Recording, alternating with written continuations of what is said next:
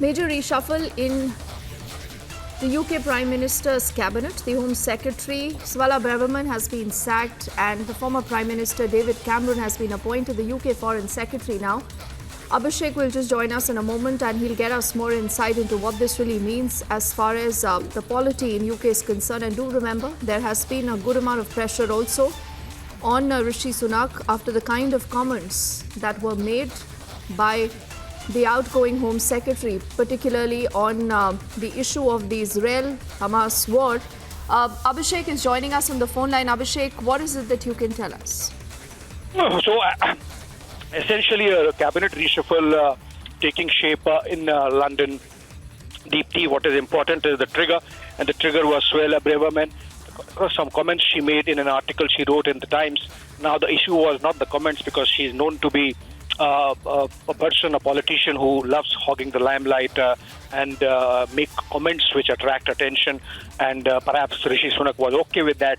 But the trigger was that the article that she wrote in the Times, which had elements of criticism of the police force, which ultimately reported to her as Home Secretary.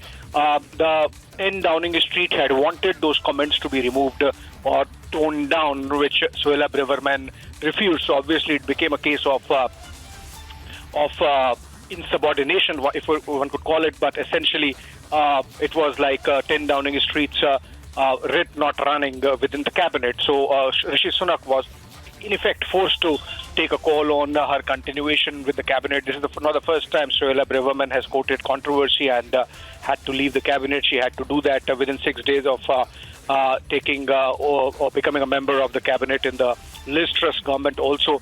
But the dominoes has made a former Prime Minister of the United Kingdom, David Cameron, as Foreign Secretary, because Foreign Secretary, the incumbent Foreign Secretary, has been asked to take over from Suella Braverman as the Home Secretary. So those changes taking place in the Sunak cabinet because of the comments that she made. Now there's some other angle to it, which is that Suella Braverman perhaps now would be seen as someone who has become victim of the Islamists on the street because she was taking a very clear position that these kind of large-scale protests in support of Palestine cannot be allowed, and it's creating a law and order situation. So I think she's being seen as a victim of the left lobby in London, and that's going to be an important aspect. Another aspect is that her sacking comes just 2 days before the UK Supreme Court is going to give a ruling or an order on the immigration issue,